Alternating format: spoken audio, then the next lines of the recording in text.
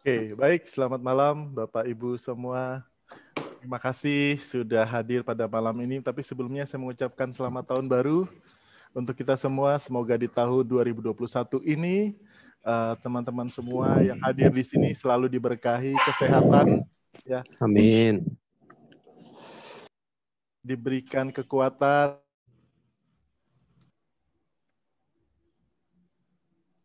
Ke-mute, Bang. Oke, terima kasih Mbak Nanda. Senang sekali karena pada malam ini bukan hanya dari para alumni Coaching Indonesia Academy, tetapi juga dari teman-teman publik yang sudah bersemangat dari awal program ini dibuka untuk publik, sudah ingin mendaftar. Dan banyak teman-teman juga yang masih antri di belakang untuk masuk, tetapi kita mulai aja nanti sambil juga nanti kita akan berkenalan dengan narasumber, kemudian juga ada teman-teman dari Coaching Indonesia, khususnya dari Cipta Kreasi Mardika, ya. Di sini ada Mbak Dita. Halo Mbak Dita, selamat malam. Malam semua. Kemudian ada Mbak Nanda juga. Halo malam Mbak Nanda. Malam Bang Onma, Mas Irfan dan semua teman-teman. Iya, tadi juga ada Mas Alfalak, mungkin masih sibuk minyak. Baik, untuk membuka acara ini, saya minta Mbak Dita mungkin bisa menyapa teman-teman alumni ataupun teman-teman yang hadir malam ini untuk menyampaikan mungkin ucapan selamat ataupun apapun itu, Mbak. Silakan Mbak Dita. Oke, terima kasih banyak Bang Onma. Selamat malam teman-teman semua.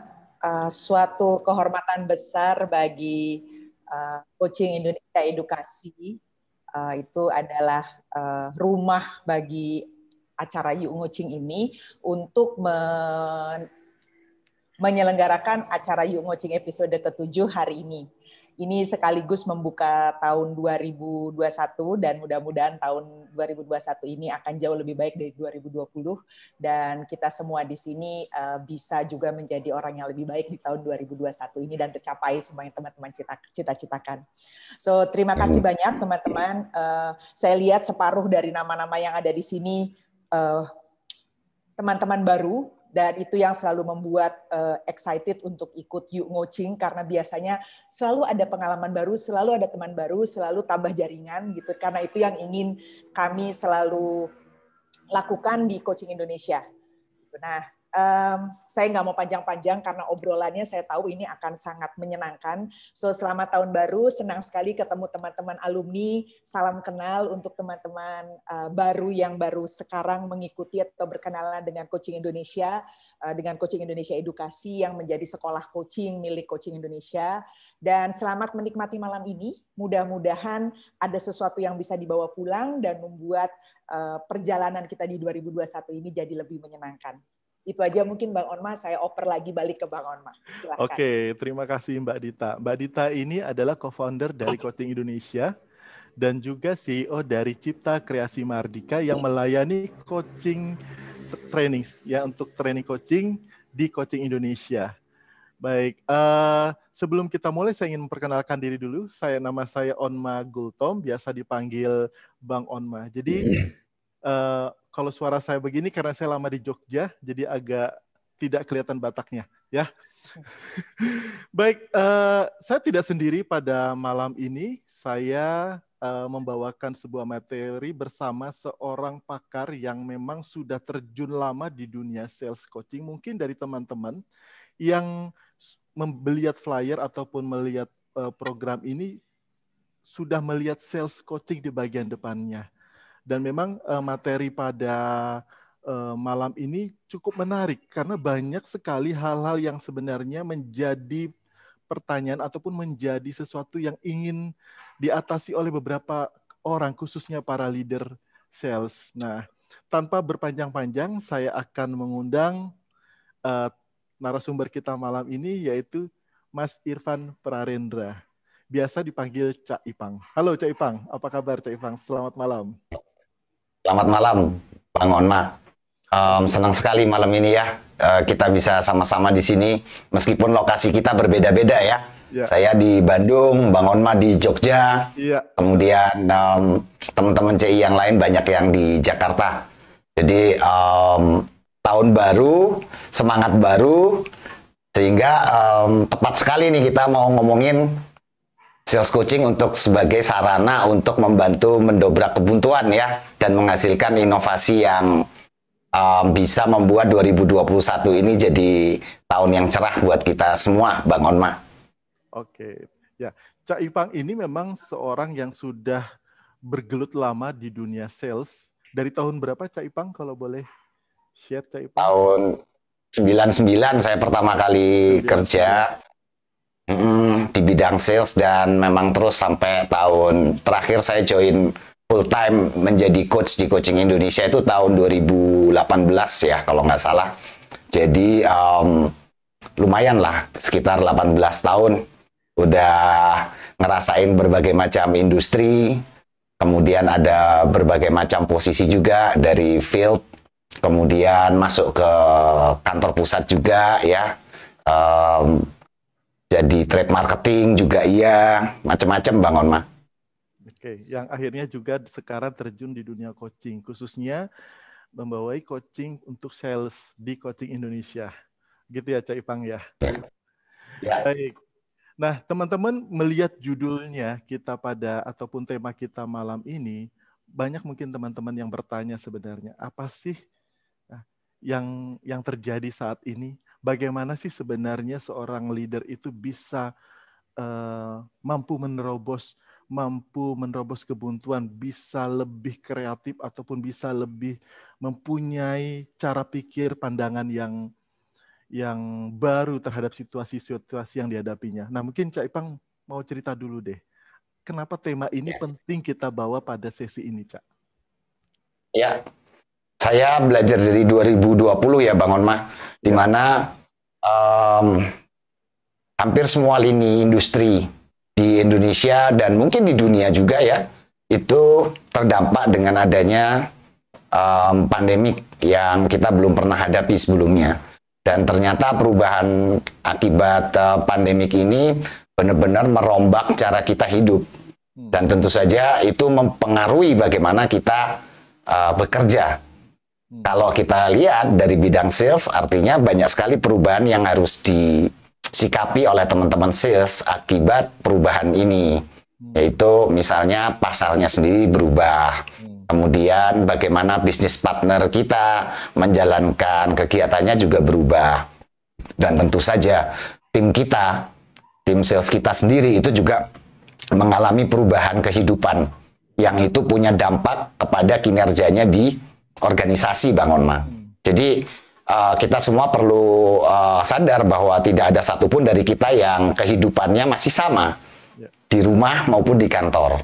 Jadi bagaimana kita bisa menavigasi ya kompleksitas baru ini dan tidak mentok, tidak buntu, dan terus bisa belajar dari 2020 untuk bisa membuat sebuah inovasi untuk memanfaatkan peluang-peluang yang muncul akibat perubahan itu sendiri di 2021. Jadi itu pelajaran penting bagi saya di 2020. Dan salah satu tema kenapa saya ambil kata kebuntuan, mentok, karena perubahan itu punya indikasi bahwa apa yang kita terapkan di masa lalu bisa jadi sudah tidak relevan dengan masa yang sekarang.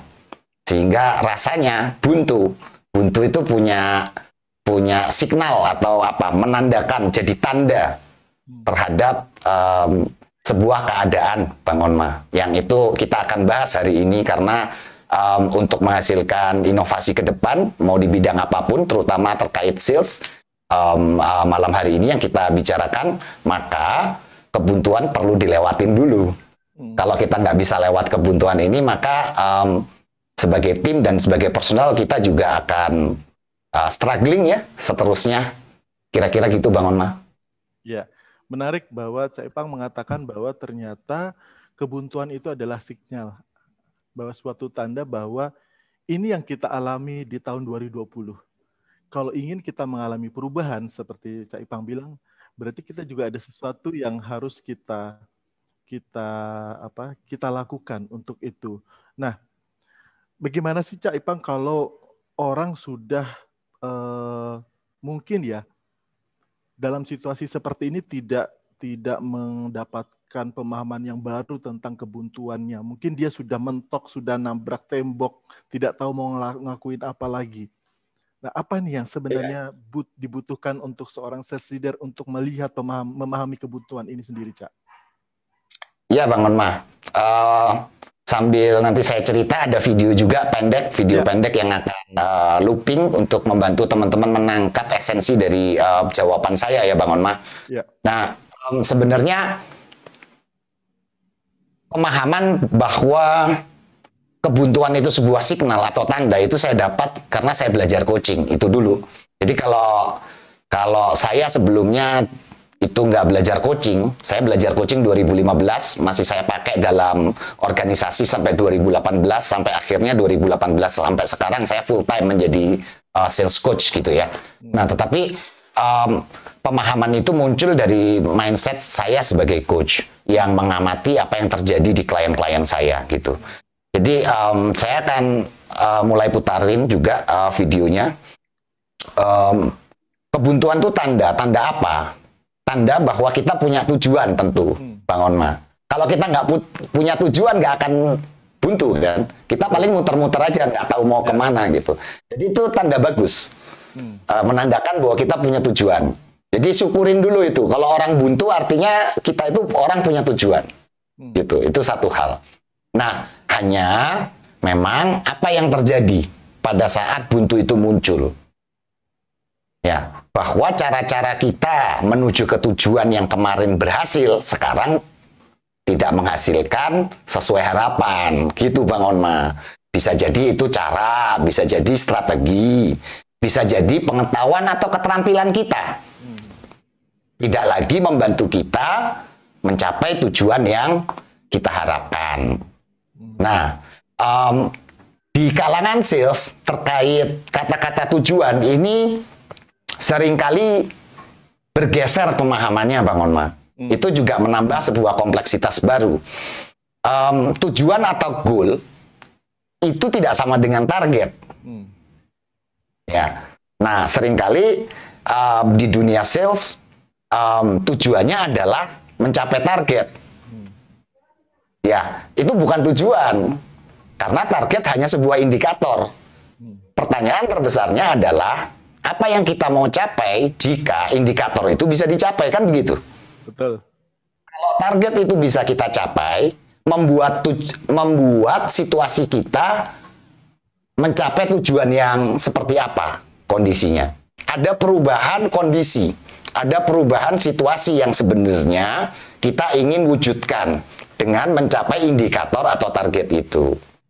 Jadi salah satu sebab yang saya amati yang seringkali jadi pusat dari stressfulnya seorang sales, kemudian mentoknya seorang sales itu karena mereka terlalu fokus pada target dan lupa sebenarnya apa tujuannya yang ingin dicapai organisasi dan diri kita sebagai karyawan di organisasi itu jika target tercapai. Ini contoh misalnya, kalau kita ngomong tujuan itu misalnya kita pengen tumbuh bisnisnya di atas inflasi, itu tujuan. Jadi setelah kita tahu ukuran inflasinya bakal berapa segala macam, kita punya indikator, yaitu salesnya, volumenya harus berapa, jumlah transaksinya harus berapa, ya. Kemudian turnover pembeliannya harus berapa kali dalam sebulan atau setahun, gitu Bang Onma. Nah, itu kan ukuran. Itu ukuran yang akan menghantarkan kita tumbuh, bisnisnya tumbuh secara sehat, yaitu di atas inflasi. Nah, seringkali teman-teman di sales itu lupa tujuannya, terus cuman memperhatikan indikatornya saja. Itu yang seringkali akhirnya membuat otak itu buntu, Bang. Yeah. Kira-kira gitu. Itu apa ya, definisinya kenapa kok kebuntuan itu terjadi dan apa pentingnya kita bisa mengidentifikasi sumber dari kebuntuan. Sebelum kita ngomong lebih lanjut ya, bagaimana kita bisa melewati fase kebuntuan ini. Gitu Bang Onma. Ya. Jadi pada saat kita sendiri merasakan kebuntuan, sebenarnya kita tahu bahwa kita berhadapan pada sesuatu yang memang belum bisa mencapai tujuan kita tadi. Dan itu yang akhirnya kita melihat bahwa berbagai macam cara yang sudah kita lakukan ini tidak berhasil. Gitu ya Cak Ipang jadinya ya. Karena ini yang terjadi. Banyak hal yang kita lakukan tapi kok tidak menghasilkan apa-apa. Dan itu yang akhirnya membuat para leader ataupun sales leader sendiri kemudian tidak melihat bahwa ya begini aja, tidak ada cara lain. Nah, sebenarnya ini yang sangat penting pada saat kita tadi Cak Ipang mengatakan bahwa kita aware kalau ada kebuntuan. Nah, bagaimana caranya kita kemudian bisa keluar dari kebuntuan itu? Dan bagaimana kita punya cara baru. Kita tidak lagi menggunakan cara lama yang tadi melakukan ABCD yang kita tahu hasilnya seperti itu. Dan kita lakukan lagi mungkin wasting time, membuang waktu yang kita tahu hasilnya seperti itu. Dengan kondisi yang seperti ini, butuh cara baru yang bisa bisa membukakan jalan untuk mencapai tujuan tadi. Dan yang terpenting tadi kalau saya garis bawahi dari pernyataan Cak Ipang adalah bahwa tujuan itu yang sebenarnya yang penting. Karena sekarang ini kebanyakan sales leader hanya ngelihat dari yang target, kemudian mungkin keluhan pelanggan, kemudian mungkin pendapatannya secara personal, tapi tidak melihat goal besarnya dari tujuan korporasi ataupun organisasinya itu. Begitu ya Cak Ipang? Iya Bang Onma. Dan itu juga sebenarnya turun-temurun ya perilakunya. Artinya seringkali juga teman-teman di leadership timnya sales gitu ya, senior leadershipnya sales itu juga melihat bahwa memang fokusnya timnya adalah di target sehingga dia ngomongin itu gitu. Lupa bahwa sebenarnya ada yang lebih besar yang juga perlu disampaikan ke teman-teman di bawah. Indikator itu menunjukkan bahwa kita akan bergerak dari posisi A ke posisi B yang kita ingin tuju gitu Bang Onma. Ya. Jadi apa nih? Ya, kalau akhirnya kan ini kita bicara sales leader yang kadang-kadang menerima informasi tentang kebuntuan-kebuntuan itu ya Cak Ipang. Pastikan mereka menerimakan informasi yang banyak. Nah, harus seperti apa nih sales leader menghadapi informasi-informasi. Saya sudah melakukan A tapi tidak berhasil. Saya sudah menjalankan cara B tidak berhasil. Jadinya seperti apa nih Cak? Apa yang harus dilakukan seorang sales leader jadinya nih?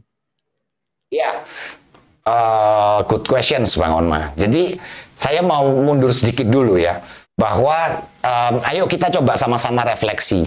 Sebenarnya pada saat kita menghadapi sebuah kebuntuan itu kan adanya di kepala kita kan. Kita nggak melihat ada visible strategi atau jalan yang visible buat kita secara personal untuk membantu kita menuju ke tujuan kita. Itu munculnya di kepala gitu. Dan itu akan men-trigger atau memantik rasa atau emosi biasanya. Ya, jadi yang perlu kita amati dulu sebelum kita mau ngapain ya. Kalau mentok, ntar dulu ya. Kita perlu sensitif dulu. Kalau kita ketemu mentok, itu rasa apa yang jadi muncul. Dan kita perlu perhatikan itu sehingga kita bisa hafalkan atau kalau perasaan ini muncul artinya saya menghadapi kebuntuan.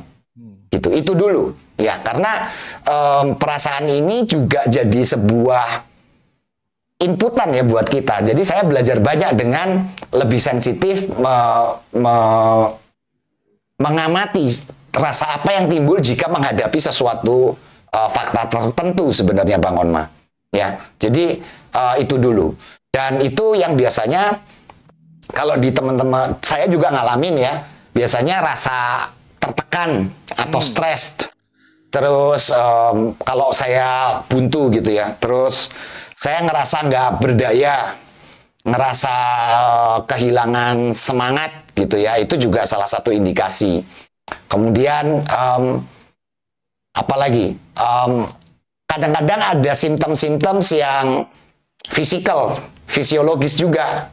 Ada sakit kepala sebelah gitu ya, itu juga perlu diperhatikan tuh ya, sehingga kita tahu bahwa atau pusing gitu ya, itu adalah tanda-tanda bahwa kita menghadapi sebuah fakta yang badan kita tahu cara meresponnya. Kalau kita nemuin itu, pikiran kita mengolah itu, maka ada rasa tertentu yang muncul.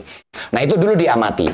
Sehingga paling penting di video kedua ini adalah bagaimana kita bisa mensikapi mungkin ya, mensikapi rasa-rasa yang muncul itu secara dewasa lah ya, secara positif, secara efektif. Yaitu kita punya, ya. Mungkin sebelum masuk ke sana, Cak Ipang, kita jawab dulu pertanyaan yang satu ini. Kayaknya Bu Juliana mungkin bisa open mic atau mau via chat aja? Via chat aja, Coach. Lagi makan soalnya. Oke, sebentar. Saya tampilkan dulu chatnya. Oke. Coach Irfan, saya mau tanya dong, buat klarifikasi pengertian saya, jadi misal seorang sales punya target kenaikan profit sejumlah XXX lah misalnya, maka XXX ini bukan tujuan perusahaan ya Coach, bukan tujuan perusahaan ya Coach Irfan, karena goal tersebut hanya berlaku untuk satu orang sales, sedangkan tujuan bersama yang sudah dibagi-bagi oleh sales leader adalah tujuan sesungguhnya. Benar nggak sih ini? Mohon pengertian. Nah, silakan. Betul Mbak Teresia Yuliana. Mbak Yuliana. Jadi indikator itu kan menandakan sebuah kondisi yang kita ingin capai. Indikator profit salah satunya. Emang kalau kita profitnya capai, situasi yang kita tuju itu yang seperti apa? Ini juga perlu dipahami karena itu memberikan gambaran besar bagi masing-masing personal di organisasi itu. Jadi yang sering dilupakan adalah seakan-akan teman-teman sales itu cuma sekedar alat untuk mencapai angka-angka itu tadi gitu. Padahal kan maunya nggak seperti itu. Maunya adalah kita dalam sebuah organisasi itu, teman-teman sales itu adalah sebuah roda gigi penting yang bisa membawa organisasi mencapai tujuan besarnya. Dia punya peran tertentu untuk agar roda besar ini dalam perusahaan ini bisa mencapai tujuannya gitu. Ya, entah itu pertumbuhan, entah itu nanti punya produk-produk baru yang inovatif dan punya dampak lebih besar kepada masyarakat sehingga untuk menghasilkan research and development activity yang kuat, maka profit perlu dibangun misalnya ya, sehingga teman-teman sales perlu menjalankan fungsi itu. Jadi ada sesuatu ide besar terkait tujuan yang ingin dihantarkan oleh perusahaan ke depan gitu ya, untuk dicapai oleh perusahaan ke depan. Jadi profit itu indikator yang perlu dibantu dibagi-bagi gitu ya. Jadi kan masing-masing personal nanti dia punya kontribusi profit berapa yang mesti dihasilkan. Itu kan dari sebuah pemahaman tentang ada profit besar yang perlu dicapai oleh si perusahaan. Dan dengan profit yang tadi ingin dicapai perusahaan, itu sebenarnya perusahaan mau kemana? Cerita itu jadi penting. Karena tanpa ada cerita itu sulit ya keluar dari yang namanya kebuntuan. Ya. Thank you. Oke. Ada juga pertanyaan dari Mbak Evi. Kalau target tercapai sih bisa ngomong apa aja ke manajemen. Tapi kalau tidak tercapai, itu yang susah ngomong ke manajemen. Gimana tuh Cak caranya biar tidak stres, Cak? Nah loh, Cak. Ya itu. Ini kayaknya curhat. Kayaknya ini curhatan real nih dari Mbak Evi. Memang betul. Ya saya juga ngalamin. Kalau target kita nggak tercapai, pasti itu mempengaruhi bagaimana atasan kita dan organisasi menilai kita. Ya, seberapa harga kita itu secara umum ditentukan oleh kemampuan kita mencapai target. Ya, dan sebenarnya yang kita mau olah itu adalah kemampuan kita untuk pada saat nggak capai target tidak terganggu oleh pandangan itu kan. Sebenarnya gitu kan. Kita perlu ngomong apa? Yang paling penting kalau nggak capai target, kita mungkin refleksi ke dalam. Apa yang kita lihat jadi berbeda, ya, sehingga tidak seperti tahun-tahun sebelumnya, kita di tahun tertentu tidak mencapai target yang ditetapkan. Seberapa paham kita terhadap tujuan dari perusahaan dengan munculnya indikator target tersebut misalnya. Itu juga juga reflektif sebenarnya. Jadi memang kalau lagi nggak capek target, nggak perlu ngomong ke siapa-siapa karena nggak didengerin juga sih. Karena itu nilai kita kalau dalam perusahaan. Faktanya memang seperti itu. Faktanya memang seperti itu. Tetapi kita sebagai seorang sales leader yang mau terus berkembang, kita juga perlu punya cara-cara untuk mengolah sebuah kegagalan menjadi pelajaran. Ya. Pelajaran yang akhirnya membuat kita ke depan bisa tumbuh lebih cepat mungkin dari teman-teman yang nggak pernah gagal. Kira-kira kan begitu, Bang Onma, Mbak Yuliana. Ya, Mbak Nur juga tuh nyampaikan. Itu kan kalau salesnya, Cak, ngerti. Misalnya, oke, target itu bukan hal yang lebih besar, tetapi ada yang lebih besar lagi dari sekedar target. Dan itu yang leadernya yang nggak ngerti gimana jadinya caranya ngomongnya nih, Cak. Kalau sekarang nih mungkin para sales sudah dengerin nih, ya ikut webinar ini. Tapi sales leadernya masih punya mindset tadi, target. Jadinya gimana nih kalau ngomongin bahwa target itu bukan cuma satu hal yang penting, tapi ada hal yang besar lagi yang mungkin dicapai. Itu gimana, Cak? Ya, jadi gini, ada dua jawaban. Jawaban praktisnya, kalau mau menghadapi seperti itu, ikut program kita di Sales Coaching Certification. Karena begini, itu jawaban pragmatisnya ya. Intinya begini, bahwa memang di dunia kita ini sekarang masih banyak pimpinan-pimpinan perusahaan yang menganggap timnya itu cuman sebatas alat pemenuhan target. Ya, banyak gitu. Dan seringkali kita kan juga tidak punya kebebasan pilihan yang terlalu luas untuk memilih di mana kita bekerja. Maksudnya kita juga punya spesifik kompetensi yang membuat kita hanya terbuka terhadap misalnya beberapa bidang gitu, Bang Onma. Jadi yang paling penting di sini adalah bagaimana kita bisa mendevelop diri sendiri sehingga bisa secara efektif berkomunikasi ke atas dan ke bawah, kan begitu ya. Kalau ke atas, iya bosnya nggak tahu tujuannya apa. Tapi kita juga bisa tetap mengajukan pertanyaan-pertanyaan yang memprovokasi pemikiran si bos kita. Sehingga mungkin dia akan cari tahu juga gitu suatu saat ya, ke bosnya lagi gitu. Jadi memang ada beberapa set cara pikir, ya, mindset, dan beberapa skill set atau kompetensi yang perlu dikembangkan seseorang agar bisa mengembangkan potensinya di sini. Communicate up-nya juga bagus, tapi managing ke bawahnya juga bagus. Gitu. Nah, gimana Bang Onma? Masih ada pertanyaan lagi sebelum saya sambung? Oke. Ini ada nih dari Mas Kunto. Mas Kunto ini dari Yogyakarta. Ya. Mas Kunto. Dengar suaranya dong, ini alumni kita juga, ini alumni yang lama banget tidak terdengar suaranya dari Yogyakarta. Bisa open mic mungkin Mas Kunto? Bang Onma, terima kasih. Ya, saya open mic saja. Kang Ipang, salam kenal. Salam kenal Mas Kunto. Baik, ya.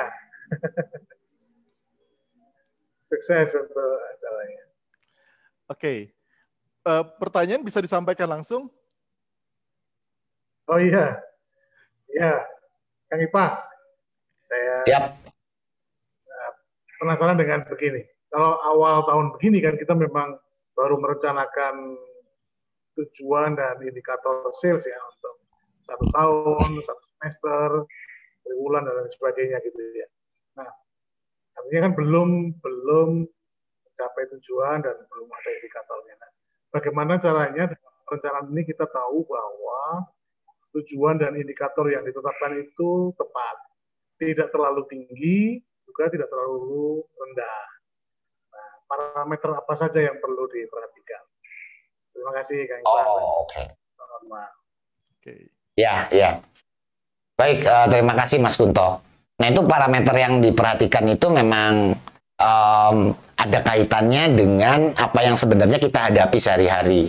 Yang namanya orang sales atau bisnis ya pada umumnya tetap satu pasti harus memperhatikan pasar. Apa yang berubah di pasar tahun lalu versus tahun ini atau setelah pandemi dibanding sebelum pandemi. Apa yang berubah pasarnya? Pasar itu, perubahan pasar itu juga perlu digali secara mendalam. Istilahnya kita melakukan deep dive terhadap konsumen, segmen konsumen kita sendiri. Apa perilaku-perilaku yang jadi berbeda misalnya setelah adanya pandemik dibanding sebelumnya. Ada faktor-faktor apa yang jadi muncul di kepala konsumen kita yang mempengaruhi path to purchase atau perjalanan pembelian mereka misalnya. Itu juga kita perlu perhatikan gitu ya. Dan itu kalau kita di 2020 fokusnya nggak cuma ngejar target tapi juga pengen belajar ya untuk bisa melayani konsumen kita lebih baik, maka sebenarnya di 2021 itu kita sudah punya amunisi ya. Amunisi untuk men-set sebuah tujuan yang lebih masuk akal dari pelajaran-pelajaran yang kita ambil di 2020. Satu, pasar ya. Pasar itu satu kan konsumen ya. Pasar itu macam-macam. Ada konsumen yaitu yang mengkonsumsi atau menggunakan produk. Kemudian ada customer. Jangan customer. Kita ngomongnya ada konsumen yang menggunakan, ada shopper yang melakukan pembelian. Ya. Jadi contoh paling gampang itu popok bayi. Popok bayi itu konsumennya bayi, shoppernya ibunya kan begitu ya. Jadi ada dua dan banyak kita bisa ngomong produk-produk yang lain untuk itu. Nah, kemudian ada shopper, ada consumer. Kemudian ada customer kita. Customer kita juga berderet-deret kalau kita adalah seorang pemegang merek ya atau manufacturing company. Kita punya distributor, kita punya grosir, kita punya retail gitu ya. Nah, itu juga perlu diperhatikan. Perubahan pasar ini punya dampak apa ke mereka? Dan bagaimana akhirnya mereka itu memodifikasi cara kerjanya karena ada perubahan tersebut. Dengan segala macam perubahan ini, apa yang jadi penting buat mereka? Nah, itu perlu kita perhatikan faktor-faktor itu. Apa benar kalau misalnya sebelum pandemik sesuatu yang penting buat mereka adalah pertumbuhan misalnya ya, pertumbuhan bisnis. Setelah pandemik apa? Jangan-jangan survival. Jangan-jangan sekedar nggak bangkrut. Apa? Apa yang kita perhatikan dari perubahan-perubahan itu? Gitu ya. Terus untuk beberapa produk yang punya endorser, bukan produk konsumsi, tapi produk-produk saya tahu teman-teman di sini ada yang banyak datang dari farmasi misalnya, ya produknya dibeli di apotek oleh si konsumen, tetapi konsumen cuma mau beli yang diresepin oleh dokter kan, jadi dokter ini jadi endorser misalnya. Apa yang berubah dari keseharian behaviornya si dokter? Apa yang jadi penting buat si dokter ini pada saat konsumennya juga terdampak COVID? Terdampak ada pandemi, ada pergerakan terbatas, perubahan pola hidup, jadi punya perubahan sisi-sisi psikologisnya kan jadi berubah ya. Ada ibu-ibu yang sekarang yang dulu kalau nganter anak sekolah itu happy, habis nganter anak sekolah dia akan kongko-kongko nongkrong-nongkrong sama teman-temannya di kafe, pindah dari satu kafe ke kafe lain. Yang sekarang itu tiba-tiba karena anak-anaknya sekolah dari rumah. Dan mereka jadi stres. Nah, ini perubahan konsumen ini berdampak apa kepada endorser? Ya, apakah ada perubahan traffic dari si endorser ini? Ya, apakah tipikal pasiennya jadi tetap sama atau berubah? Dan bagaimana itu mempengaruhi bisnis kita sebagai manufakturer? Itu kita juga perlu pahami kan. Jadi banyak faktor yang perlu diperhatikan memang Kunto. Itu jadi dari sisi pasar, habis itu pasar itu ada konsumen, ada shopper, ada retailer, ada wholesalers, ada distributors, ada kita sebagai sales team, ada sales leadernya, ada perusahaan. Nah, faktor-faktor itu mesti dilihat satu-satu dengan sabar, dipetakan, ditulis. Dan itu masuk ke video kita kedua sebenarnya. Itu salah satu bagian yang saya mau bicarakan bagaimana menghadapi kalau kita tiba-tiba merasakan panik, stres, ya bingung. Itu kan tanda bahwa kita mentok atau menghadapi kebuntuan. Resep dari kami yang paling gampang itu adalah stop. Stop itu kependekan dari S-nya itu adalah silence. Ya, T-nya adalah take a deep breath, tarik napas panjang. Kemudian O-nya itu observe, atau mengamati, dan P-nya itu proceed atau lanjutkan dengan membuat sebuah rencana baru. Ya. Nah, stop itu juga cukup gampang diingat karena itu intinya pada saat kita panik, berhenti dulu teman-teman, stop, silence, hening di kepala. Jadi hening di kepala juga berkaitan dengan kegiatan badan.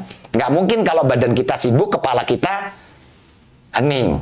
Jadi badan sama kepala itu perlu berhenti sejenak.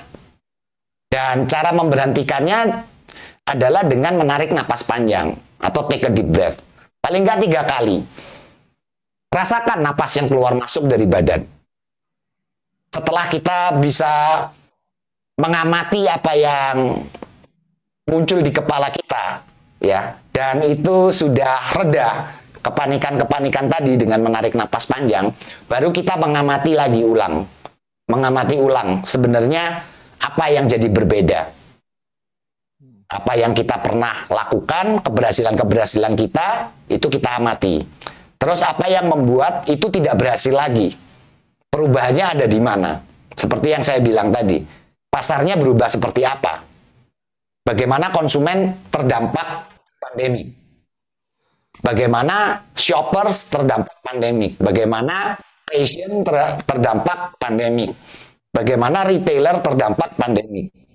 Ya. Wholesalers, ya. Dan lebih bagus lagi kalau kita juga bisa mendefinisikan ulang yang namanya path to purchase pada saat kita melakukan observe ini tadi, pengamatan, ya. Path to purchase adalah alur seseorang dalam melakukan pembelian. Ya, ini saya ada contoh yang moga-moga cukup mudah untuk membantu kita semua memahami apa yang harus diperhatikan. Ya, katakanlah saya bekerja di sebuah pemegang merek atau produsen alat elektronik konsumsi, alat elektronik konsumen, ya. Dan di 2020 ternyata saya mengamati ada perubahan drastis terkait perjalanan seorang dalam melakukan pembelian alat-alat elektronik konsumsi. Ya. Kalau dulu sebelum pandemi, orang akan cenderung cari toko yang offline. Ya, makanya kayak electronic stores itu luar biasa menyediakan lahan yang besar. Kenapa? Karena orang pingin datang sebelum membeli itu merasakan atau experiencing menggunakan si produk itu. Kalau perlu ada demonya, bagaimana produk itu bisa membuat dia mendapatkan apa yang dia inginkan, gitu ya.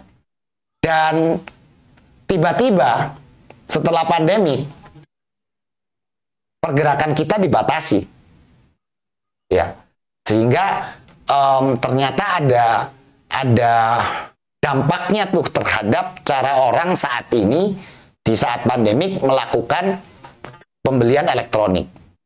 Kalau yang dulu dia akan mungkin dengar referensi teman-temannya, kemudian akan datang ke toko untuk mencoba sendiri produk tersebut, ya, experiencing, baru dia akan memutuskan membeli. Kalau sekarang, dia akan menghindari datang ke toko offline. Ya, dia akan menghindari itu sehingga mungkin dia akan coba melihat review-review YouTube. Kira-kira gitu kan. Nah, dari situ baru dia memutuskan apa yang ingin dibeli dan kemungkinan besar dibelinya itu secara online. Ini salah satu contoh perubahan path to purchase yang saya amati, Bang Onma. Moga-moga ini juga membantu teman-teman untuk kalau observe itu apa yang diamati. Ya, selain kita juga perlu ingat bahwa ujung-ujungnya yang membuat organisasi kita penjualannya tetap bertumbuh adalah jika konsumennya membeli dan menggunakan produk. Sehingga salah satu pengamatan penting adalah bagaimana perubahan ini mempengaruhi path to purchase dari seorang konsumen.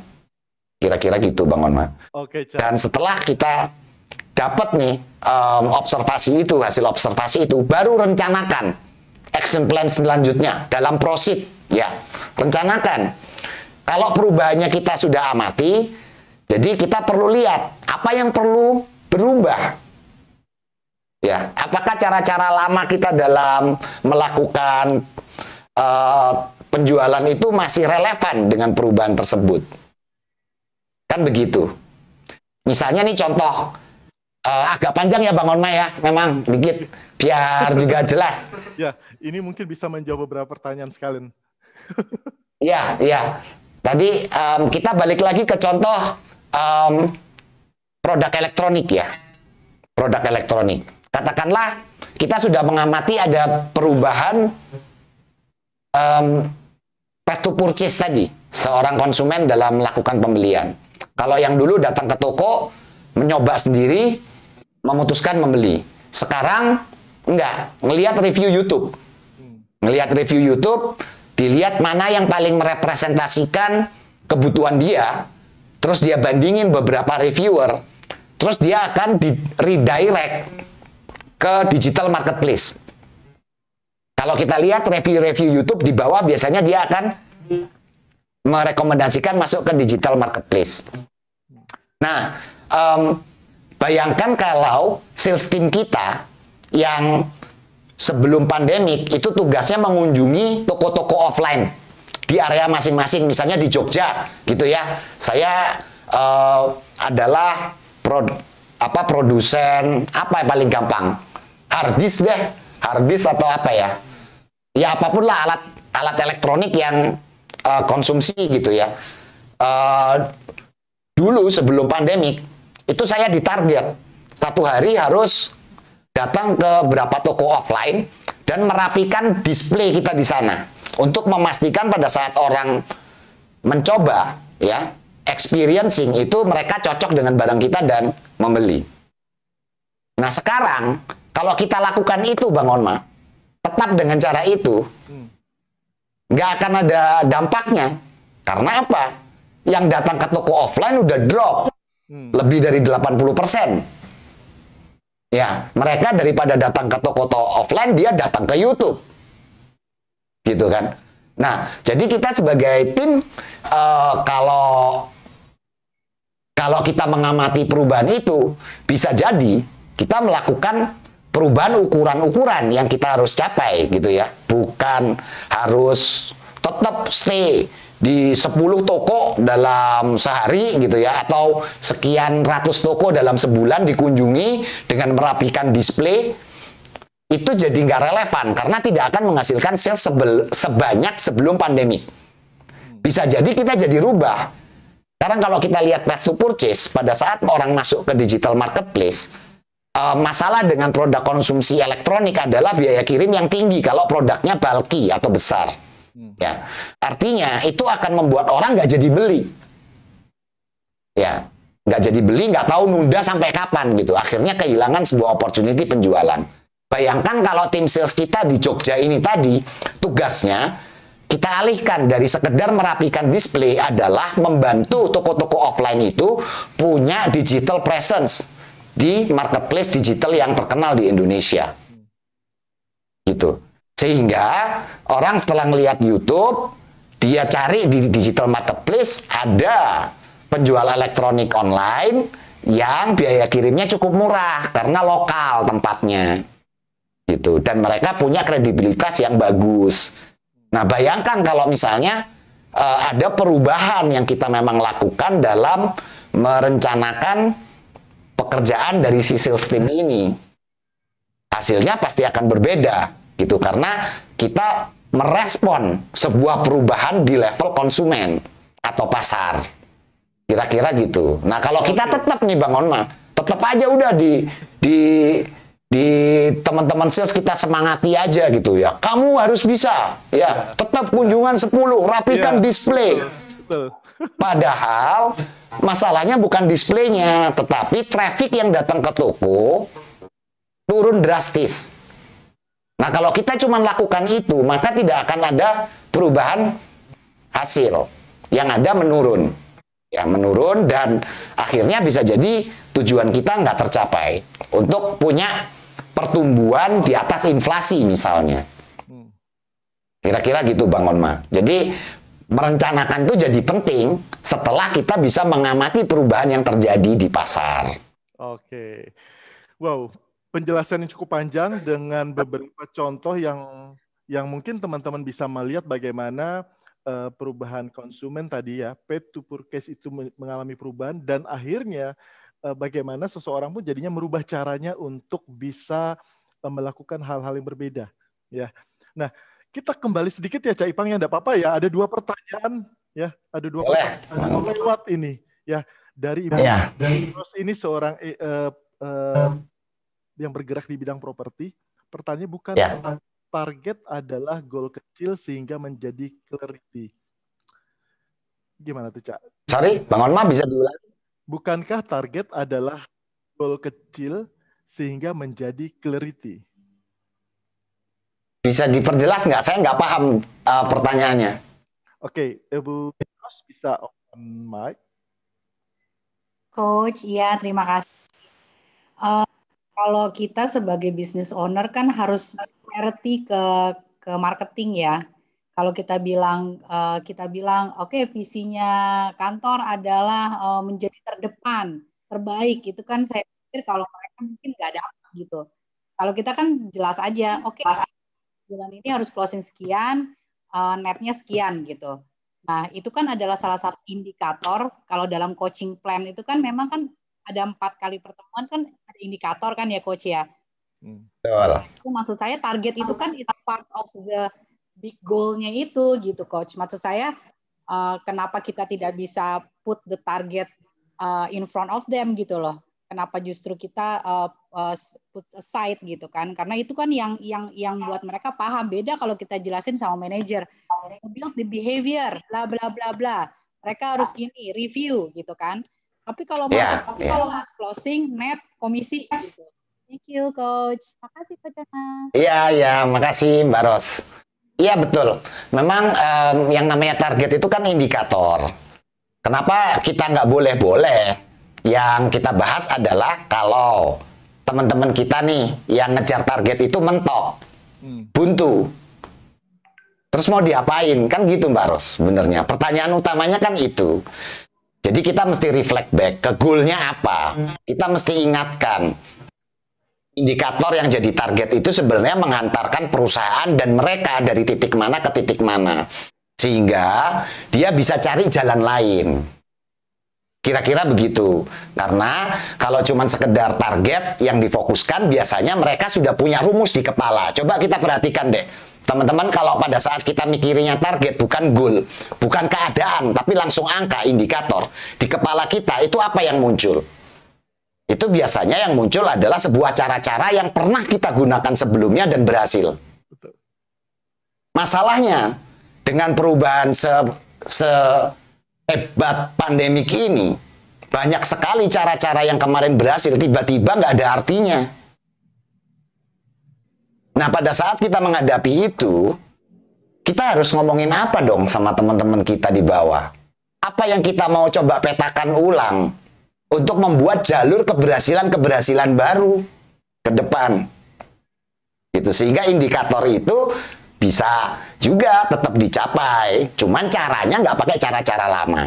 Jadi, yang saya katakan tadi adalah gini, kita mau memutus jalur kebuntuan. Indikatornya boleh, dikasih ini tuh boleh. Memang itu harus jelas. Setuju dengan Mbak Ros. Yang kita mau hindari adalah bagaimana mereka, tim kita itu langsung mengkorelasikan target itu dengan cara kerja dia sebelumnya. Sebelum perubahan itu terjadi. Sehingga dia merasa mentok, Mbak. Itu yang kita mau putus. Sehingga kita mesti ngomong dulu apa yang sebenarnya membuat target atau indikator ini jadi penting untuk dicapai, yaitu tujuan besarnya. Kira-kira gitu sih. Tapi at the end, betul, dalam keseharian, bagaimana kita bisa memonitor ya kemajuan kita, yaitu ya target atau indikator tadi kita tetap harus monitor. Nggak apa-apa itu. Memang itu akan terus berjalan seperti itu. Yang jadi berbeda mungkin target atau indikatornya tidak persis sama dibandingkan sebelumnya. Mungkin ada beberapa tambahan-tambahan target kecil. Kalau saya bilang ada tambahan in process measurement target. Jadi menuju ke target besar tadi ada beberapa hal yang perlu diukur saat menjalankannya. Ya, sehingga itu membuat orang jadi merasa bahwa target ini tidak terlalu besar, tapi ada porsi-porsi kecil yang dia bisa capai menjadi keberhasilan-keberhasilan kecil. Kira-kira gitu. Bagaimana Ibu Ros? Halo. Terima kasih, jelas kok. Terima kasih ya, Coach. Iya. Sama-sama, Bu Ros. Ya. Iya. Jadi bagaimana tadi indikator-indikator itu juga dilihat akhirnya Cak Ipang ya, dengan situasi sekarang apakah masih relevan juga ya dengan situasi-situasi yang sekarang ya. Masih ada satu pertanyaan lagi nih dari Silakan. Mas Dirga. Sebentar Mas Dirga, saya cukup panjang ini ya pertanyaan Mas Dirga. Saat ini kondisi bisnis dalam situasi ketidakpastian. Beberapa survei mengatakan kondisi ini bisa sampai akhir 2021. Bukan 2012 ya, seperti plesetannya. Bahkan bisa menyeberang ke 2022. Sebagai sales leader, pendekatan seperti apa untuk bisa mengantisipasi target dan mengelola ekspektasi manajemen perusahaan? Sebagai sales coach, bagaimana membantu tim kita untuk mengelola situasi ini dan menerima dan lebih realistik. Nah, itu Cak, sebagai sales coach juga. Ya, saya paham kira-kira masalah pertanyaan yang diceritakan sama Mas Dirga. Ya. Jadi kita sebagai sales leader kan punya peran sebagai leader dan manager ya, yang artinya kita juga harus bisa komunikasi ke atas ya tentang apa yang perlu kita rencanakan ke depan, mengantisipasi ke depan, dan kemudian akhirnya itu kita bisa deploy ke bawah untuk membuat rencana kerja itu berjalan dengan lancar ya. Dua-duanya sebagai sales coach maupun sebagai sales leader, di titik ini saya bisa bilang tetap butuh yang namanya penguasaan terhadap coaching mindset. Nanti akan masuk ke coaching mindset di video berikutnya. Yaitu pola pikir yang membuat kita itu dalam keseharian, bukan hanya pada saat jadi coach ya, tetapi pada saat kita juga berperan sebagai manajer, itu punya pola pikir, cara pandang yang bisa melihat faktor-faktor yang mempengaruhi sebuah hasil. Dan inilah yang sebenarnya kita bahas, kita diskusikan baik itu ke atas maupun ke bawah. Bukan untuk men-challenge targetnya misalnya, bukan. Tapi kita ingin memahami ada apa di balik target yang ditetapkan perusahaan misalnya. Asumsi-asumsi apa yang diambil oleh perusahaan sehingga mengeluarkan sebuah angka target. Dengan pemahaman itu, maka kita juga bisa efektif komunikasi ke atas. Top manajemen juga bisa melihat bahwa kita kayaknya bukan masalah targetnya, tapi kita lebih pengen bisa memahami cerita apa yang dimiliki oleh top manajemen. Jadi respon dari top manajemen bisa akan berbeda, Bang Onma, Mas Dirga. Dan ke bawah, kita juga menjadi seorang sales leader yang nggak sekedar memperlakukan tim sebagai alat pencapaian target, tetapi juga ada cerita di situ. Kita mau bawa tim ini ke arah mana di dalam sebuah organisasi perusahaan, gitu ya. Jadi ada ceritanya bahwa target itu bukan ujuk-ujuk gitu. Kita sering sekali, saya juga ngalamin ya, celutukan-celutukan. Ya target mah datangnya dari atas ya, drop-dropan, itu nggak bisa diapa-apain gitu ya. Betul, memang target yang turun nggak bisa diapa-apain, tapi bagaimana kita merespon target itu tetap dalam kendali kita. Itu yang saya bilang, kita butuh coaching mindset, kita butuh keterampilan-keterampilan komunikasi yang kita terapkan di coaching ya, untuk bisa menjadi keseharian kita saat jadi leader, Bang Onma. Iya. Ya. Gitu. Ya. Kalau saya runut nih ya, Cak ya, bahwa tadi kan ada sales leader. Memang tadi kalau kita bicara sales leader adalah bagaimana dia bisa menjadi seorang leader, bisa mengatasi kebuntuan dirinya sendiri, bahkan kebuntuan timnya. Dan tadi Cak Ipang mengatakan tipsnya mungkin menggunakan stop tadi. Nah, pada saat dia berubah kacamata sebagai seorang coach leader, sebagai coach sales coach, dia mempunyai mindset yang dia pakai untuk bagaimana dia bisa mendevelop timnya. Seperti itu ya, Cak ya. Nah, kalau kita masuk sekarang bagaimana kacamata itu dari seorang sales leader menjadi seorang sales coach, ini gimana, Cak, proses peralihannya? Jadi dia sendiri bisa melihat bahwa oke, saya menjadi seorang sales leader dan juga sebagai seorang sales coach. Ini menggunakan mindsetnya seperti apa dan mempraktekannya seperti apa, Cak? Baik, gini Bang Onma, saya sih cenderung tidak terlalu suka memisahkan antara sales leader dan sales coach dalam sebuah organisasi. Karena untuk menjadi sales leader yang efektif itu coaching kompetensi itu must have, sebuah keharusan. Ya, terserah dia belajarnya informal, formal, terstruktur, nggak terstruktur, tetapi memiliki kompetensi itu adalah keharusan. Salah satu resep yang membuat sales leader itu bisa jadi leader yang efektif, itu ya. Dan kalau kita mau jadi leader yang efektif, tentu saja kitanya sendiri dulu, ya. Sebelum ngasih contoh ke orang lain, kitanya dulu yang perlu menguasai keterampilan-keterampilan dan mindset-mindset ini. Sehingga pada saat kita berinteraksi dengan tim kita akan jadi role model yang ideal. Karena kita tahu ya, yang namanya sales leader, timnya biasanya banyak. Dan kita tahu juga perilaku manusia. Mereka akan lebih cenderung mencontoh perilaku yang dilihat dibanding yang diomongkan.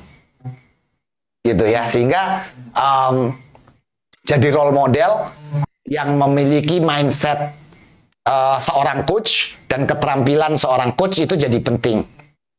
Ya, kita perlu bisa sebagai seorang leader ya, sebelum kita ngomong ke anak buah kita, seberapa kompeten kita dalam mengamati perubahan, seberapa detail kita mengamati perubahan, atau kita punya kecenderungan mengeneralisir atau menggampangkan segala sesuatu sesuai dengan apa yang kita sudah ketahui mungkin 5, 10 atau belasan tahun yang lalu, dan kita terus menganggap bahwa itu relevan. Itu mengamati perubahan, seberapa detail kita di sana. Terus seberapa aware kita atau seberapa mindful, seberapa sadar kita terhadap hal-hal yang kita perhatikan dan hal-hal yang kita abaikan. Karena di saat perubahan terjadi, sesuatu yang dulunya mungkin kita abaikan bisa jadi faktor penentu keberhasilan. Jadi kita perlu punya kemampuan untuk bisa mengamati itu. Apa yang kita perhatikan, apa yang kita abaikan. Diamati dua-duanya, disadari dua-duanya. Gitu ya. Jadi kemampuan untuk mindful atau apa ya ngomong mindful tuh? Sadar lah ya, aware, selalu sadar tentang apa yang jadi perhatian kita. Gitu. Jadi setelah kitanya sendiri bisa benar, maka itu tadi mengamati perubahan, kemudian bisa mengamati apa yang kita abaikan, mengamati pola-pola tersembunyi, itu juga penting ya. Jadi apa sebenarnya makna dari kegagalan 2020 misalnya? Apa pola yang muncul di situ yang tidak kasat mata, gitu ya. Jadi itu perlu dikembangkan kemampuan itu, dan kemudian bagaimana kita juga bisa akhirnya apa ya kalau dibilang mendengarkan dengan baik untuk memunculkan insight. Nah, mendengarkan dengan baik itu salah satunya juga bukan sekedar yang terucap. Apalagi kita punya sales team banyak ya. Mereka kultur Indonesia, apalagi sales team ya, itu pamali ngomong nggak siap gitu, susah atau apa itu pamali ya. Selalu jawabannya siap bos. Nah, tetapi kita sebagai leader harus pintar bisa mau membaca atau mendengarkan yang nggak terucap. Siap bos yang benar-benar siap dibandingkan dengan siap bos yang biar lu cepat pergi dari muka gua, itu bedanya yang seperti apa? Jawaban siap bos tadi. ya. Dan itu yang kemampuan-kemampuan seperti itu yang penting gitu. Akhirnya Bang Onma untuk di-develop di dalam diri sebelum kita turun ke tim kita. Sehingga kalau direkap nih, ada beberapa kualitas yang perlu muncul, yaitu kemampuan untuk tadi mindful, ya, sadar apa yang sedang kita perhatikan, apa yang tidak kita perhatikan, sedalam apa kita bisa mengamati sebuah perubahan atau perbedaan, gitu ya. Kemudian kita juga perlu mengembangkan yang namanya growth mindset. Artinya kemampuan untuk melihat dari berbagai macam cara pandang, sudut pandang, dan jarak pandang.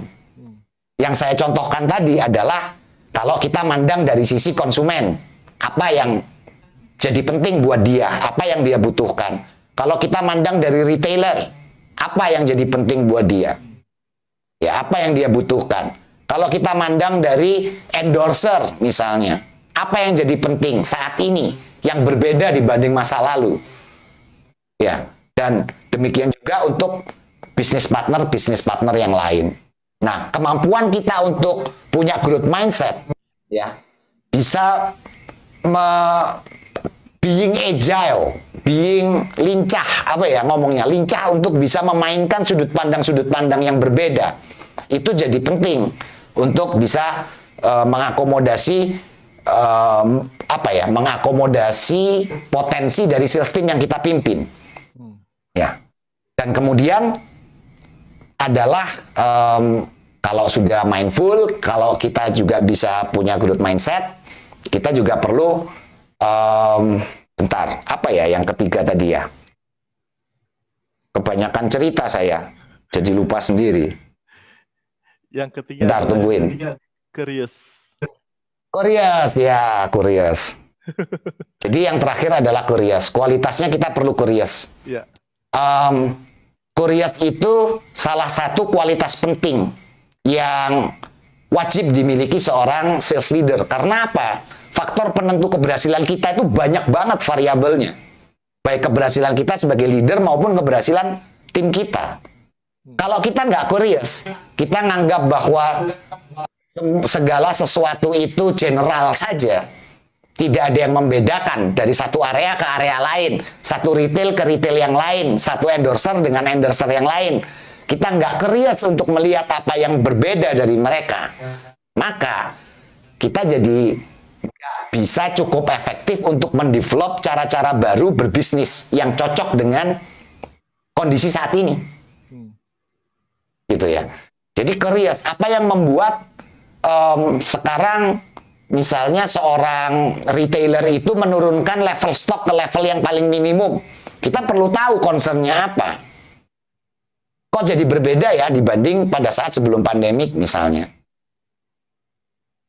Jadi banyak curiosity yang kita perlu tahu gitu. Apa yang membuat sekarang gerai-gerai elektronik tadi mengurangi jumlah toko yang beroperasi misalnya. Tujuan mereka apa sih sebenarnya di saat pandemik ini gitu ya?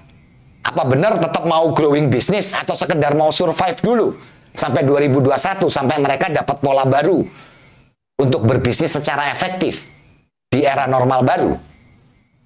Nah, curiosity ini yang mendrive kita untuk bertanya. Gitu.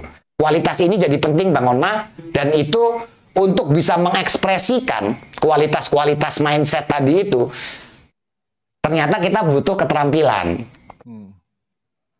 Ada banyak keterampilannya, tapi saya point out 3 hal yang paling penting, yaitu listening actively. 1, listening actively. Seberapa efektif kita dalam mendengarkan?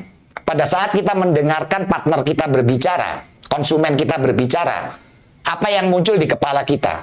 Jangan-jangan kita mendengarkan hanya untuk memberikan jawaban, untuk menjustifikasi tindakan kita. Yang artinya tidak ada pelajaran yang kita dapat di situ. Atau kita bisa mendengar secara efektif sehingga kita tahu concern dari orang yang sedang kita ajak bicara. Sehingga kita bisa tahu apa yang sedang jadi perhatian dia saat ini di sini. Gitu. Dan itu membuat kita jadi bisa connect dengan partner-partner bisnis kita lebih efektif. Ya, listening actively. Yang kedua tentu saja kita perlu bisa bertanya untuk mengeksplorasi. Curious itu kan kita ingin membuka sebuah tabir kalau saya bilang. Jadi kita ingin memahami sesuatu yang sebelumnya kita nggak pahami. Itu curiosity mindset itu di situ. Dan itu nggak akan muncul kalau kita nggak bisa bertanya yang eksploratif. Bagaimana kita mengajukan pertanyaan-pertanyaan efektif sehingga jawabannya bukan ya dan tidak. Jawabannya bukan terserah lu aja dah, gitu. Tetapi ada pertukaran informasi di situ, pertukaran data-data di situ, pertukaran fakta-fakta di situ, yang penting pada saat kita mengobservasi sebuah perubahan cara kerja misalnya. Yang itu akan berguna pada saat kita mendevelop sebuah inovasi-inovasi baru dalam mencapai tujuan. Mendevelop cara kerja baru. Gitu. Okay. Jadi explore, questioning to explore itu penting. Gitu Bang Onma. Actively listen, questioning to explore. Satu lagi apa ya? Satu lagi adalah connecting the dot, kalau nggak salah ya. Satu lagi adalah connecting the dot. Oke, nah ini kita, ya boleh. Maaf saya putus. Ini biar teman-teman juga step-step memahami tadi bahwa ternyata untuk bisa mengamati perubahan, kemudian untuk bisa melihat pola yang tersembunyi, kemudian menangkap makna apapun yang muncul dalam situasi timnya, itu kan seorang sales leader harus punya namanya tadi kualitas. Tadi Cak Ipang sudah menjelaskan kualitas itu apa. Kualitas tadi ada mindful, ya. Kemudian punya kualitas mempunyai growth mindset juga. Kemudian curiosity, yang curious. Nah, kemudian juga bukan hanya kualitas, tapi punya kompetensi. Ya, tadi Cak Ipang menjelaskan ada 3. Nah, mungkin sebelum dijelaskan lebih detail lagi yang mungkin dengan case-case ya Cak ya, mungkin ada pertanyaan dari teman-teman yang mungkin atau ada yang belum terjawabkah pertanyaan dari Pak Sewaka ya sepertinya ya. Sebentar saya cek ya. Pak Sewaka masih hadir Pak Sewaka? Bang Onman tepatnya belum dijawab Bang Mbak. Oke, ini ke Pak siapa dulu ini? Yang belum kejawab Pak Suharno. Oh Pak Suharno, sebentar Pak. Di mana ya Pak ya Suharno kok tidak terlihat chatnya? Oke, kita ke Pak Sewaka dulu ya Pak ya. Silakan Pak Sewaka kalau bisa open mic atau saya bacakan aja. Oke, saya bacakan aja ya. Sebagai pemimpin cabang di suatu provinsi, mau tidak mau, ia harus menjalankan target penjualan yang diberikan oleh kantor pusat dan itu identik dengan pencapaian target. Akhirnya saya setiap tahun selalu berusaha memenuhi target tersebut dan pada satu titik akan nampak kehabisan napas. Kalau kondisi seperti bagaimana ya menyikapinya ya Cak ya? Ya. Ini memang biasa terjadi jamak Pak Sewaka. Itu yang saya bilang tadi pada saat saya jawab pertanyaannya Mbak Ros. Ya. Kehabisan napas itu terjadi saat kita selalu menggunakan cara-cara yang lama untuk mengejar angka-angka baru. Ya. Energinya pasti habis di sana ya, Cak ya. Energinya habis di sana ya. Ya. Pasti habis, pasti ada mentoknya. Intinya begitu. Sehingga yang paling penting adalah pada saat kita mentok, kita tahu caranya harus berubah. Kan begitu ya? Nah, untuk memunculkan cara-cara yang inovatif, lebih relevan dengan kondisi yang kita hadapi saat ini, yang tentu saja berbeda dengan pada saat 2 atau 3 tahun sebelumnya misalnya, maka kemampuan kita mengobservasi perubahan dan perbedaan itu jadi penting banget Pak Sewaka. Apa yang jadi berbeda? Yang seperti saya ceritain tadi, kemampuan mengobservasi itu menjadi salah satu kemampuan vital di situ untuk memetakan apa yang jadi berbeda dan meletakkan itu dalam sebuah wadah gitu ya, yang kita bisa perhatikan bareng-bareng dan kita juga di saat yang sama memperhatikan tujuan yang kita ingin capai. Sehingga harapannya memang ada cara baru. Nah, cara baru inilah yang akhirnya memperpanjang nafas kita. Sampai ke suatu titik kita akan mentok juga, Pak. Memang siklusnya seperti itu. Kira-kira begitu. Jadi di situ malah fungsi sales leaders yang punya coaching mindset dan coaching kompetensi itu jadi penting. Pada saat-saat mentok itu terjadi. Saat fenomena mentok muncul, itu ternyata kompetensi itu yang jadi penting. Untuk bisa merumuskan cara baru, jalan lagi. Mungkin nanti 2 tahun, 3 tahun lagi baru mentok. Jadi dengan sekali kerja nih sekarang, kita punya napas lah untuk 2-3 tahun. Tapi kita tahu 3 tahun kita akan perlu melakukan refleksi dan observasi yang pernah kita lakukan. Untuk mengamati apa yang jadi berbeda di 3 tahun ke depan itu. Kira-kira gitu sih, Bang Onma, Pak Soaka. Iya. Jadi bagaimana observasi itu jadi penting ya, Cak, ya, untuk bukan hanya melihat sekedar targetnya saja, tapi bagaimana apakah cara-cara itu juga masih bisa berjalan ke depannya, ataupun tadi kayak Pak Soaka bilang, kalau ya yang dikejar target ya energinya habis ke sana terus, tapi tanpa menemukan memahami observasi yang sudah dilakukan itu menghasilkan apa untuk mendapatkan inovasi, seperti Cak Ipang bilang tadi ya, menemukan inovasi. Ya. Iya, betul. Jadi saya mau menegaskan sebenarnya ada satu yang penting jadi di sini. Pengamatan itu tidak dilakukan dalam satu waktu, tapi dalam sebuah range waktu yang panjang oleh sales leader. Ya, makanya ini ngomongnya mindset, Bang, kualitas. Betul. Nah, hasil observasi, fakta-fakta yang kita bisa kumpulkan itu tergantung seberapa efektif kita memfasilitasi pembelajaran di masa-masa yang lalu, Bang. Ya, misalnya gini contohnya, pada saat kita komunikasi sama sales team kita, apakah kita itu cuman pengen tahu pencapaian dia saat ini? Kalau udah bagus ya sudah. Ya, kalau jelek kita marah-marahin atau kita semangat-semangatin. Ya. Nah, bukan itu mindset yang kita ingin munculkan. Tapi bagaimana kita memfasilitasi pembelajaran, melakukan observasi di setiap kegiatan yang dilakukan. Oke. Kamu kok minggu ini hasilnya bagus ya dibanding minggu lalu? Apa yang beda? Apa yang kamu pelajari di situ? Ya, kalau kualitas baru itu bisa membantu kamu ke depan untuk bisa selalu mencapai atau melampaui target, apa yang kamu mau jadikan standar kerja baru? Nah, itu kan tidak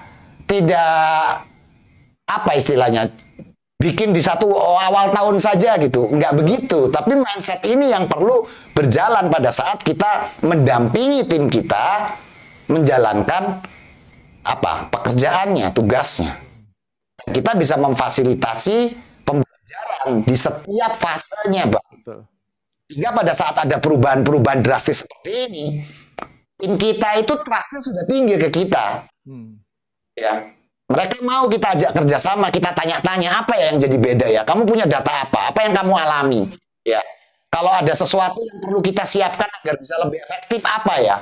Macam-macam percakapannya gitu ya. Tetapi kemampuannya tadi, curiosity tadi, itu hanya muncul kalau kita bisa bertanya yang mengeksplorasi.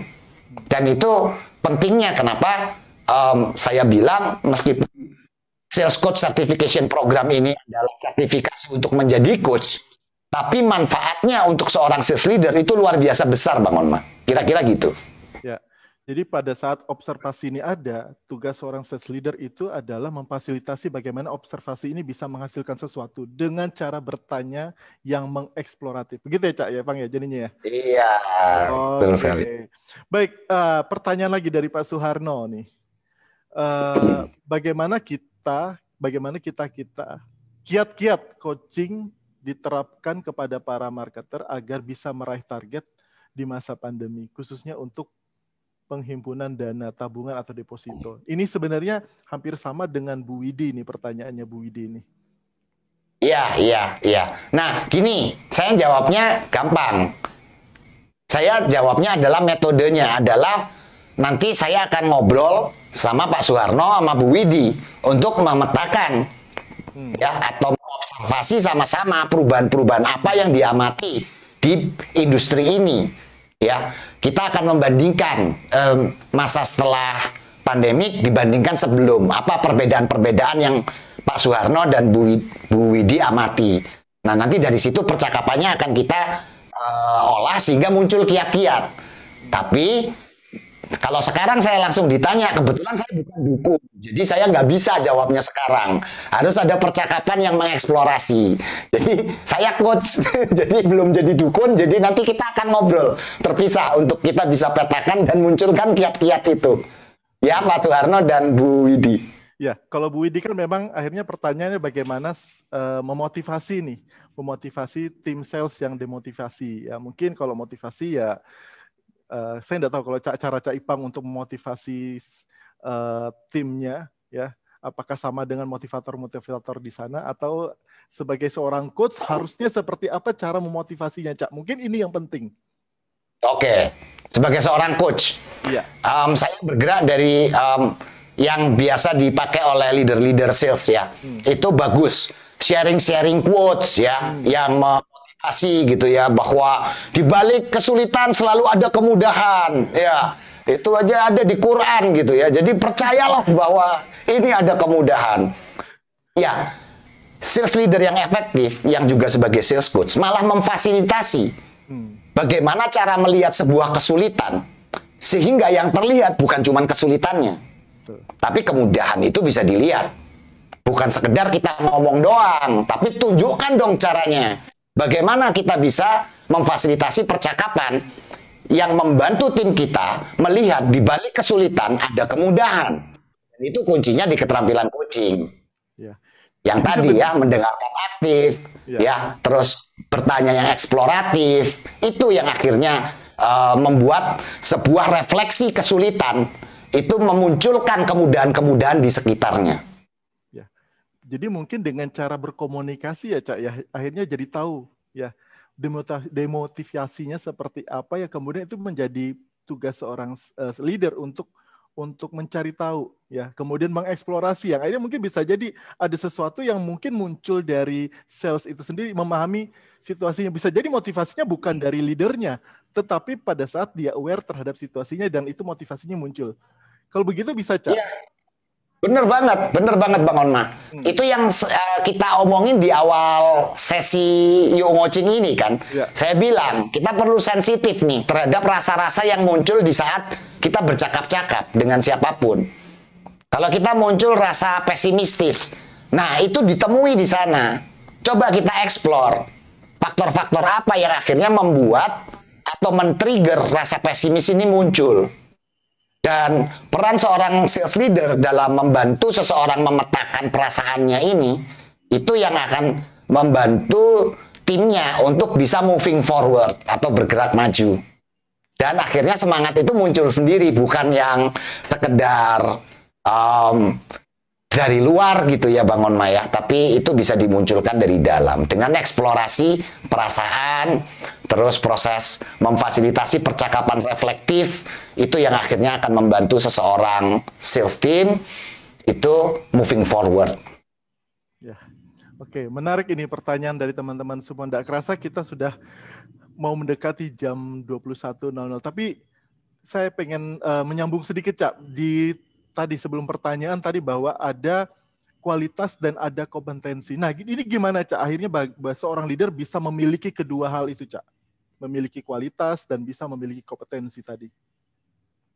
Ya, memang harus belajar ya, memahami dulu maksud dari mindset itu tadi apa, memahami ya. Dari belajar, mengetahui, memahami, kemudian coba memakai. Dari coba memakai itu nanti akan muncul yang namanya refleksi diri. Ya, untuk melihat seberapa efektif mindset ini sudah menjadi sebuah keterampilan misalnya. Yang tadi ya, keterampilan itu kan yang tadi bertanya, kemudian mendengarkan, itu kayaknya keterampilan. Tapi keterampilan itu tidak akan muncul jika mindsetnya nggak benar. Atau tidak tepat, tidak sesuai. Ya. Dan sebaliknya juga, ya. Kalau mindsetnya itu sudah cocok nih, tapi keterampilannya nggak ada, yang nggak terekspresikan mindset tadi, sehingga perjalanannya adalah mengetahui, ya kemudian memahami, terus mencoba, gitu ya, terus berlatih, melakukan refleksi dan berlatih. Nah itu mau nggak mau prosesnya memang agak panjang kalau mau belajar. Kayak di SCCP saja itu hitungannya oleh ICF kita di approve sebagai 30 jam training hours, coaching training hours, yang artinya pelajarannya itu 30 jam. Ada yang sinkronus, ada yang asinkronus, gitu Bang Onma. Jadi perjalanan untuk mendapatkan kualitas dan kompetensi itu dipicu, ya dipantik saat ikut SCCP, tetapi itu akan bergulir setelahnya, tergantung teman-teman seberapa reflektif ya. Dan kita sebenarnya di Coaching Indonesia Academy, keuntungan untuk ikut SCCP adalah kita akan bergabung di ini Coaching Indonesia Alumni Alumni ya, Coaching Indonesia Academy Alumni yang tiap bulan ada percakapan Yuk Coaching ini yang Bang Onma moderatorin, sehingga di situ juga akan membantu kita tetap terkoneksi dengan teman-teman coach, saling bertukar pikiran, terus di topik-topik tertentu kita bisa bertanya untuk menyegarkan ingatan dan melakukan refleksi diri Bang Onma. Jadi pelajarannya, keuntungannya adalah kalau belajar di tempat kita adalah benefitnya nggak berhenti cuman sampai di trainingnya selesai. Tapi tiap bulan kita akan terus undang teman-teman untuk bisa menyegarkan ingatan kita, untuk mengingatkan mindset-mindset penting, menyegarkan keterampilan-keterampilan yang penting juga dalam peran kita sebagai coach dan leader. Kira-kira gitu Bang Onma.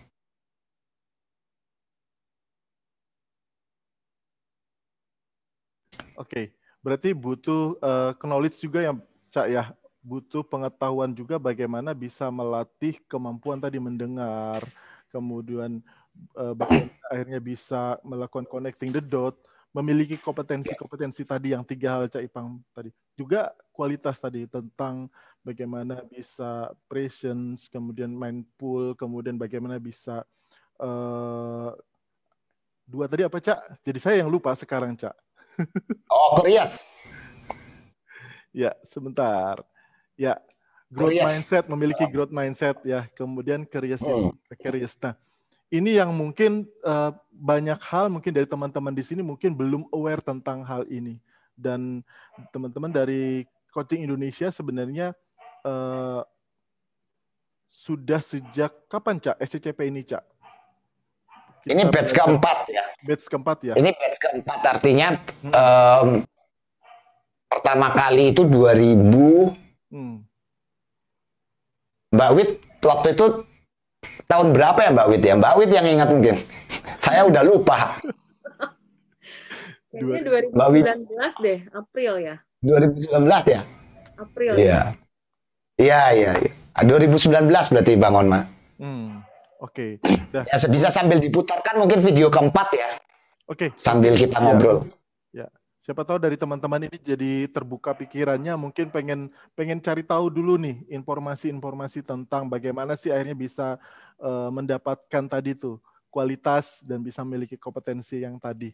Mungkin videonya Mas Iwang bisa sambil ditayang. Ya. Sambil diputar ya. Jadi memang program ini didesain khusus untuk teman-teman sales yang aktif di organisasi maupun yang di dunia sales profesional seperti misalnya insurance gitu ya, yang intinya freelance agent kira-kira begitu. Ini bermanfaat karena gini, saya dulu waktu belajar coaching di 2015 itu nggak pakai SCCP Bang, ya saya pakai jalur yang general ya, waktu itu PCCP, dan itu butuh waktu cukup lama gitu ya untuk bisa memanfaatkan itu dalam interaksi saya dengan sales team. Ya, karena sales team itu selalu target oriented, ya yang kita bilang tadi.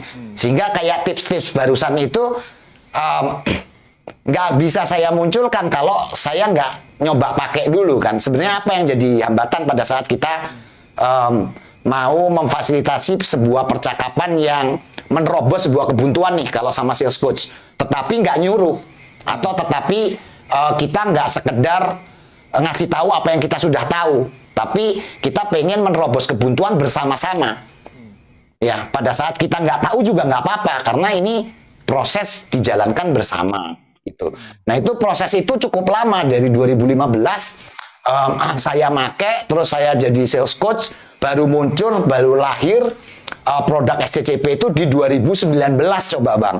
Jadi ada perjalanan 4 tahun sebelum SCCP ini bisa lahir, yang memang dikhususkan untuk teman-teman yang menjadi sales leader dan ingin juga memanfaatkan keterampilan sales coach ya, baik di organisasinya maupun mungkin nanti punya aspirasi untuk jadi coach di luar sana, sales coach yang tentu saja kita bisa tampung ya Bang Onma ya di Cia Alumni ini.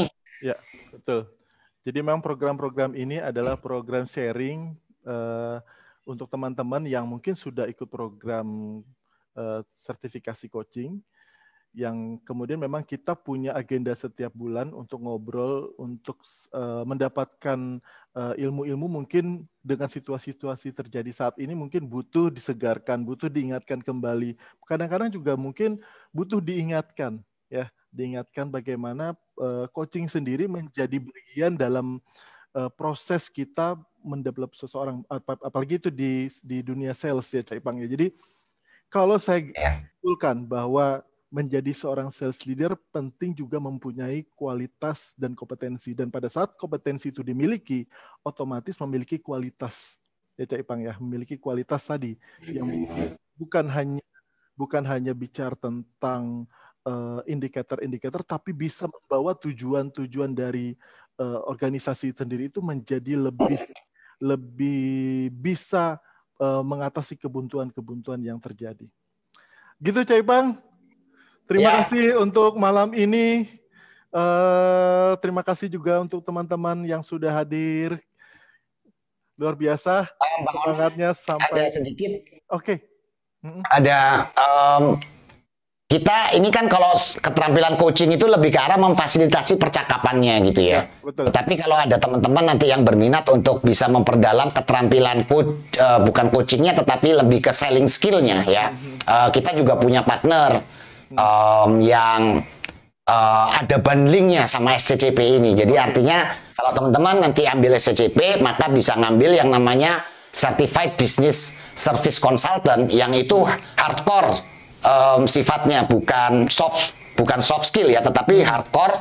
Kita ngomongin keterampilan selling yang to the max gitu ya, yang itu latihannya panjang dan kelulusannya juga ketat, yang di provide oleh partner kita di Xpreneur Institute gitu ya. Dan ada harga bundling kalau teman-teman berminat untuk ambil SCCP silahkan, dan kalau berminat untuk dibundling sama CBSC silahkan join di webinar tanggal 15 ke depan ya. Nanti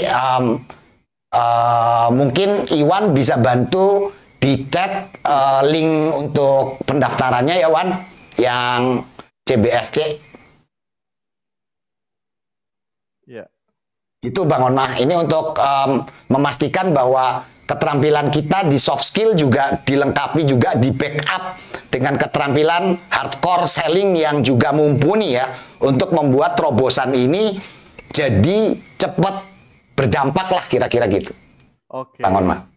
Baik, terima kasih Cak Ipang. Nanti juga mungkin teman-teman yang pengen mendapatkan detail informasi program-program tadi bisa kontak via email ya. Yang email teman-teman terima bisa balas di sana. Nanti juga bisa kontak nomor saya juga, kebetulan nomor saya di email itu juga ada. Silakan, nanti saya akan bantu teman-teman semua. Baik, sebelum berakhir kita foto bersama dulu. Ini sesi kewajiban. Ya, silakan open videonya. Kita pengen melihat wajah baru teman-teman yang hadir pada malam ini. Ya, yang bergabung, selamat bergabung. Harapannya besok mungkin kita ada program-program publik yang bisa juga teman-teman bisa ikuti ya. Kita foto bersama. Oke. Yang moto Mas Iwan bisa bantu Mas Iwan ya. Ada berapa? Ada 6. Waduh, kita mempersiapkan 6 gaya teman-teman ya. Oke. Mas Iwan bisa ngitung?